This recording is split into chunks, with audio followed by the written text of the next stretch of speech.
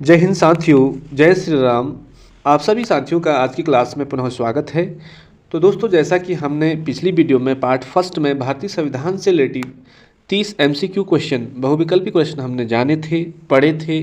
तो दोस्तों, आज हम 30 से आगे के लिए 31 से लेकर 83 या 84 तक क्वेश्चन आंसर पढ़ेंगे। और हमारा जो उद्देश्य है कि आप लोग परीक्षा में बेहतरीन तैयारी करके जाएं और आपका जो पेपर है वो बहुत अच्छी तरह से सॉल्व हो।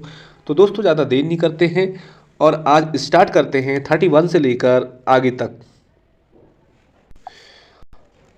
तो दोस्तों, आज का जो सवाल है क्वेश्चन नंबर 31 स्क्रीन पे है। क्वेश्चन है यहाँ पे, यदि प्रधानमंत्री या कोई अन्य मंत्री सदन का सदस्य नहीं है तो उसे पद पर बने रहने के लिए कितने दिनों के अंदर संसद का सदस्य बनना आवश्यक है। तो दोस्तों, आप क्वेश्चन को एक दो बार जरूर पढ़ लें।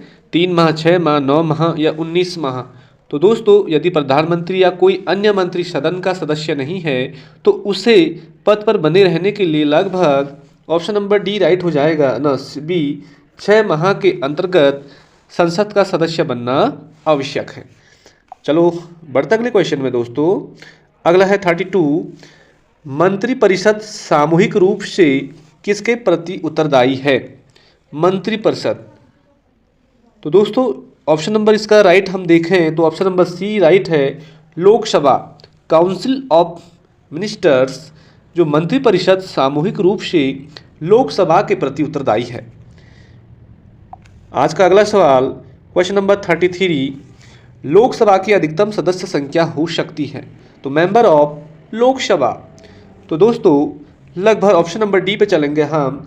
552 ऑप्शन के आधार पर देखेंगे हम कि लोकसभा में अधिकतम जो सदस्य संख्या है वो 552 राइट आंसर हो जाएगा।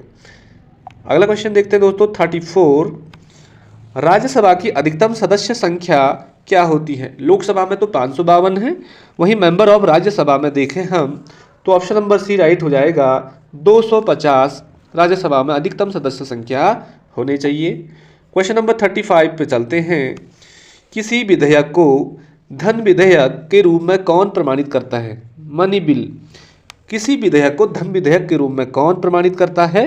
तो दोस्तों, विगत परीक्षाओं में बहुत ज़्यादा पूछा गया ये क्वेश्चन है। तो यहाँ पे जो धन विधेयक करने का जो अधिकार है केवल लोकसभा अध्यक्ष को ही है। ऑप्शन नंबर बी इसका राइट आंसर है। नेक्स्ट क्वेश्चन, अगला क्वेश्चन देखते हैं दोस्तों। केंद्र सरकार का प्रथम विधि अधिकारी, फर्स्ट लॉ ऑफिसर कौन होता है। केंद्र सरकार का प्रथम जो विधि अधिकारी होता है वो कौन होता है। तो दोस्तों, ऑप्शन नंबर सी पे जाएंगे हम सीधे, महान्यायवादी। महान्यायवादी जो है यह फर्स्ट लॉ ऑफिसर होता है। केंद्र सरकार का प्रथम विधि अधिकारी होता है महान्यायवादी। अगला क्वेश्चन पे चलते दोस्तों 37वां, संघ राज्य क्षेत्रों का प्रशासन कौन चलाता है। संघ राज्य क्षेत्रों का प्रशासन कौन चलाता है। यूनियन टेरिटरीज जो वहाँ पे प्रशासन कौन चलाता है। तो दोस्तों, ऑप्शन नंबर बी राइट हो जाएगा, राष्ट्रपति द्वारा नियुक्त जो वहाँ पे प्रशासक रखे जाते हैं वहीं यूनियन जो टेरिटोरीज है इनका प्रशासन चलाने का काम करते हैं। तो राष्ट्रपति द्वारा नियुक्त प्रशासक संघ राज्य क्षेत्रों का प्रशासन चलाता है। अगला क्वेश्चन है दोस्तों 38, भारत के प्रथम राष्ट्रपति कौन थे। President of India.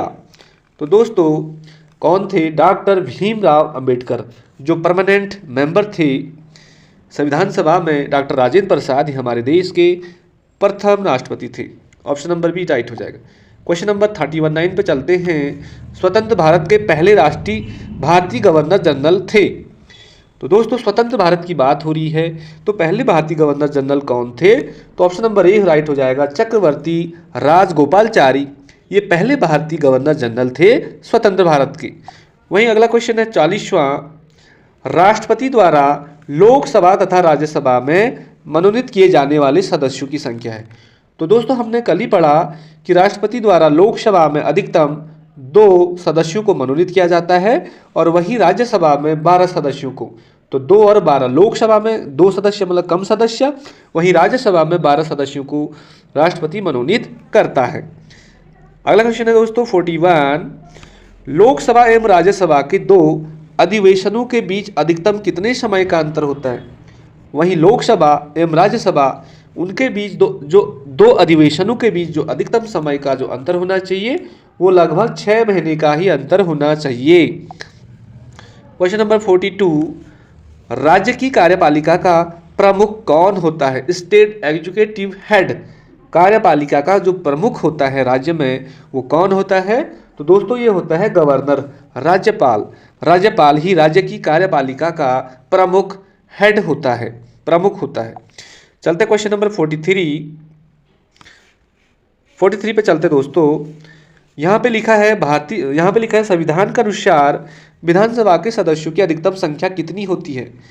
विधानसभा की बात हो रही है, ना कि लोकसभा राज्यसभा, बल्कि विधानसभा में जो सदस्यों की अधिकतम संख्या होती है वो 500। इसका right answer option number 500 is right answer.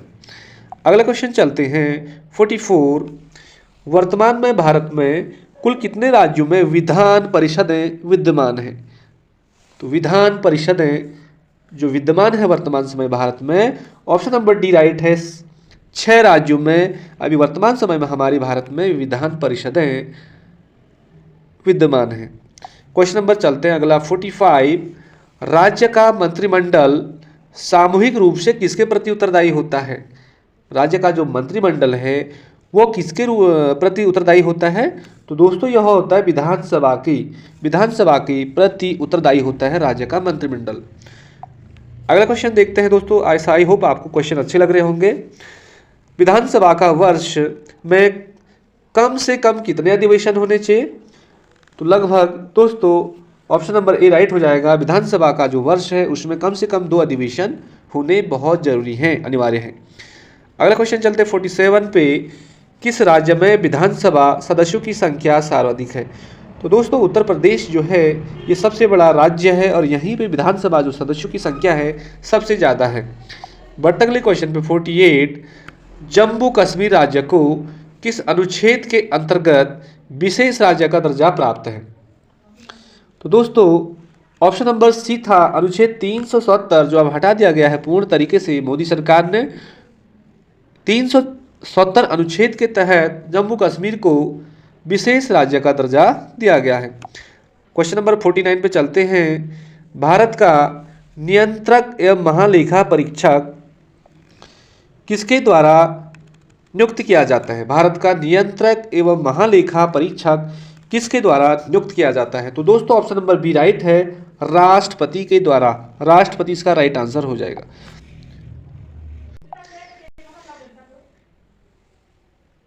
तो दोस्तों 50वां क्वेश्चन है, भारत का उच्चतम न्यायालय कहाँ अवस्थित है?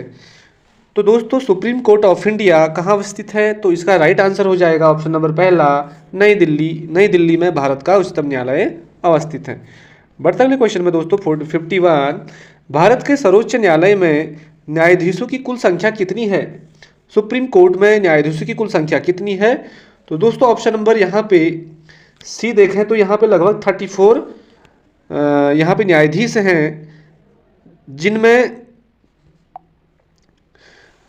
तो भारत के सर्वोच्च न्यायालय में जो कुल न्यायाधीशों की संख्या कितनी है वो 34 है और इसका जो वर्णन है अनुच्छेद 124 के अंतर्गत है।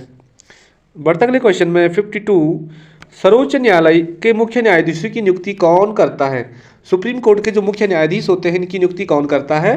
तो दोस्तों ऑप्शन नंबर बी राइट है, राष्ट्रपति ही सर्वोच्च न्यायालय के मुख्य न्यायाधीशों की नियुक्ति करता है। क्वेश्चन नंबर 53, उच्चतम न्यायालय के न्यायाधीशों का कार्यकाल कितना होता है? तो दोस्तों 65 वर्ष की आयु पूरी होने तक उच्चतम न्यायालय के न्यायाधीशों का जो कार्यकाल होता है, ऑप्शन नंबर डी 65 वर्ष की आयु पूरी होने तक। बढ़ते अगले क्वेश्चन में 54वां क्वेश्चन है, सर्वोच्च न्यायालय के प्रथम मुख्य न्यायाधीश कौन थे?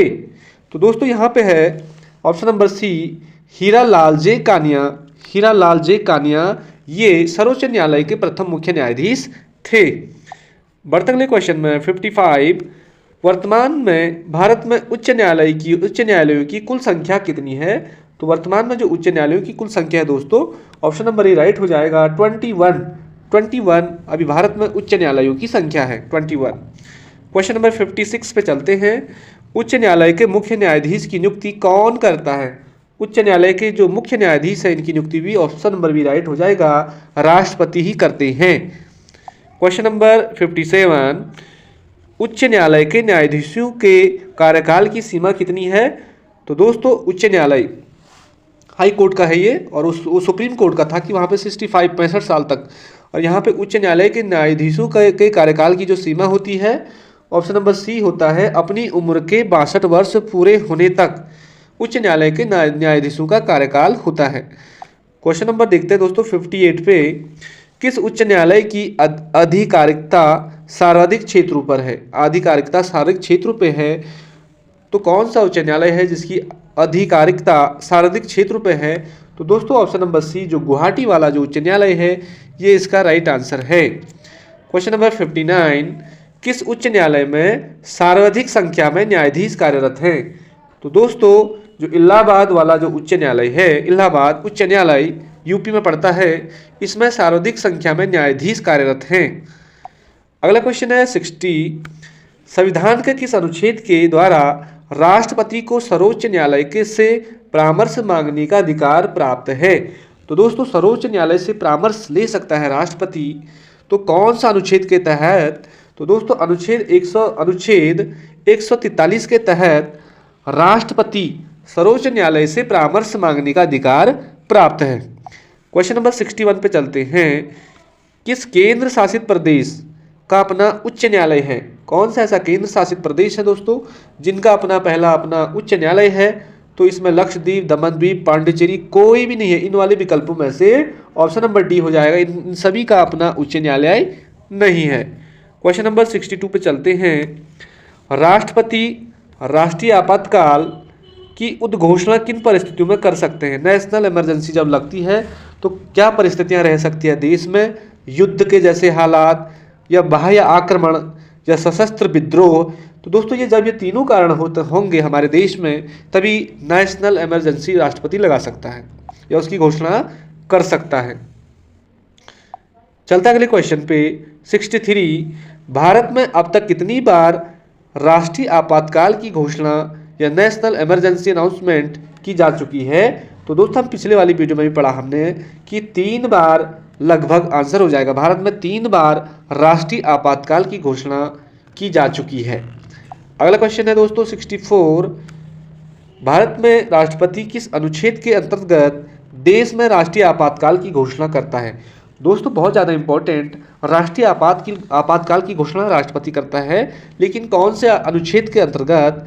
तो दोस्तों अनुच्छेद पहला वाला राइट हो जाएगा, अनुच्छेद 352 के तहत राष्ट्रपति राष्ट्रीय आपात की घोषणा करता है। क्वेश्चन नंबर 65 पे चलते हैं, संविधान के किस अनुच्छेद के आधार पर राज्यों में संवैधानिक तंत्र की विफलता पर राष्ट्रपति शासन लगाया जा सकता है?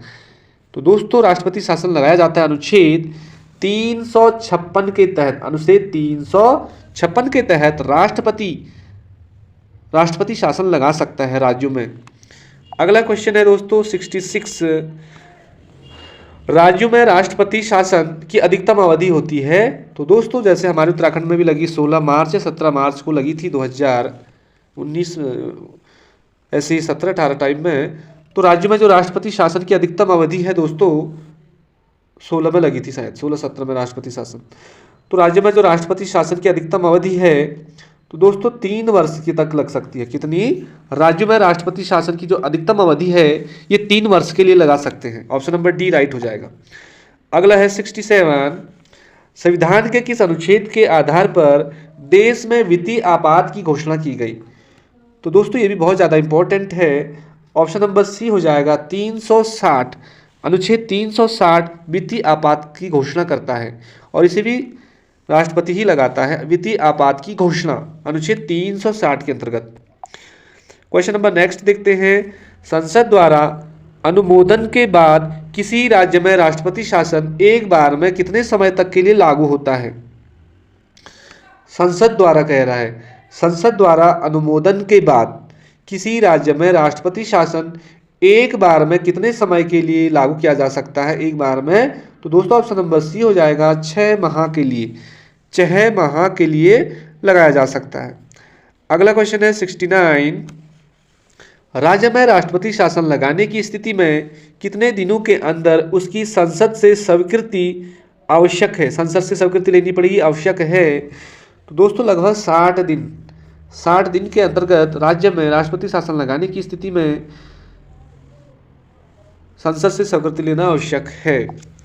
अगला क्वेश्चन है दोस्तों 17, दल बदल से संबंधित कानून का उल्लेख किस अनुसूची में है? दल बदल कानून, तो दोस्तों ये 10वीं अनुसूची में है। 2 से दल बदल और 2 से 10वीं, ट्रिक याद रखो, दल बदल 2 से 10वीं अनुसूची में इस कानून का उल्लेख है।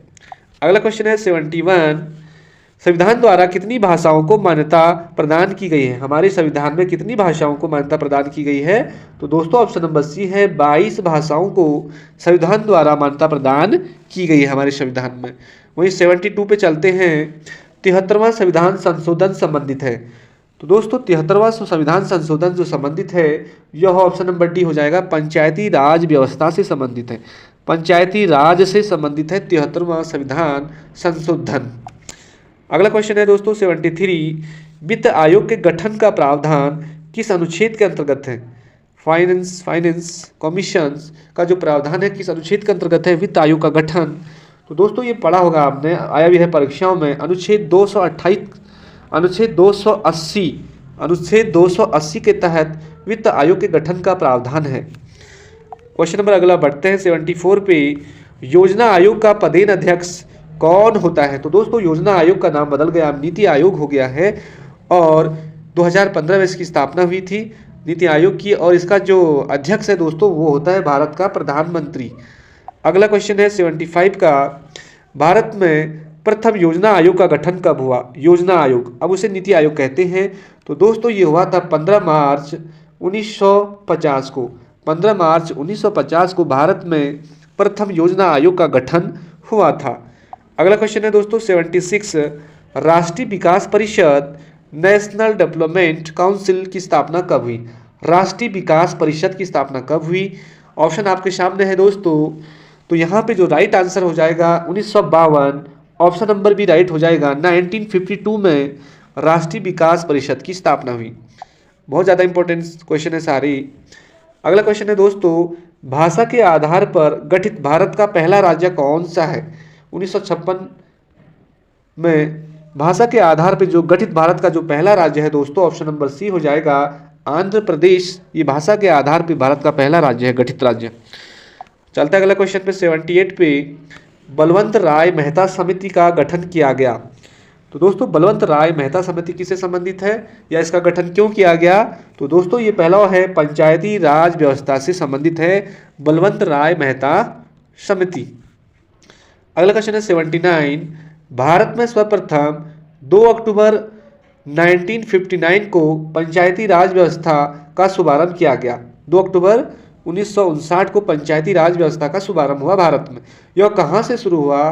तो दोस्तों इसका जो राइट आंसर है, राजस्थान जो राज्य है वो एक स्थान है, वहाँ पे नागौर राजस्थान से पंचायती राज व्यवस्था शुरू की गई और इसकी स्थापना हुई 2 अक्टूबर 1959 को। अगला क्वेश्चन है दोस्तों 80 क्वेश्चन, स्वतंत्र भारत में प्रथम निर्वाचन आयुक्त कौन थे? स्वतंत्र भारत के जो प्रथम निर्वाचक जो आयुक्त थे कौन थे? फर्स्ट इलेक्शन कमिश्नर कौन थे? तो दोस्तों वो थे option number B, Sukumar Sen. Sukumar Sen स्वतंत्र भारत में प्रथम निर्वाचन आयुक्त थे। अगला क्वेश्चन है दोस्तों 81, पहले वित्त आयोग का गठन 1951 में किया गया, इसके अध्यक्ष कौन थे? वित्त आयोग का जो गठन किया गया वो 1951 में किया गया, इसके जो अध्यक्ष थे वो कौन थे? तो दोस्तों वो थे के.सी. पहला वाला ऑप्शन के.सी. नियोगी पहले वित्त आयोग के अध्यक्ष थे और वित्त आयोग का जो गठन हुआ 1951 में हुआ। अगला क्वेश्चन चलते हैं दोस्तों 82वां, पंचायतों के चुनाव हेतु निर्णय लेने का अधिकार किसे प्राप्त है? तो दोस्तों पंचायतों में चुनाव हेतु निर्णय लेने का जो अधिकार है वो किसे प्राप्त है? तो यहाँ पे होगा ऑप्शन नंबर सी, चुनाव आयोग को ही अधिकार प्राप्त है। अगला क्वेश्चन है 83, बहुत ज़्यादा इंपॉर्टेंट, सरकारिया आयोग का संबंध है दोस्तों, बहुत ज़्यादा इंपॉर्टेंट है। तो सरकारिया आयोग का जो संबंध है दोस्तों, ऑप्शन नंबर ए राइट हो जाएगा, केंद्र राज्य संबंधों से, केंद्र से भी और राज्य दोनों से, केंद्र राज्य संबंधों से सरकारी आयोग का संबंध। अगला क्वेश्चन देखते हैं दोस्तों, संसद द्वारा देश में सूचना पाने का अधिकार संबंधी विधेयक कब पारित किया गया? सूचना पाने का अधिकार, तो दोस्तों ये लगभग जून 2005 को राइट टू इंफॉर्मेशन, सूचना पाने का जो अधिकार है संबंधी विधेयक पारित हुआ जून 2005 में। तो दोस्तों आज के यही सारे क्वेश्चन थे। आई होप आपको ये पॉलिटिकल साइंस से रिलेटिव संविधान वाला जो चैप्टर है उससे संबंधित जितने भी मोस्ट इंपॉर्टेंट क्वेश्चन थे हमने पार्ट 1 और पार्ट 2 में कंप्लीट कर लिए हैं। बस आप वीडियो को 1-2 बार सुनो और इन्हें याद करो, आगामी परीक्षाओं के लिए ये बहुत ज़्यादा इंपॉर्टेंट है। थैंक यू, जय श्री राम। मिलता है अगली वीडियो में, तब तक के लिए बाय बाय, जय हिंद।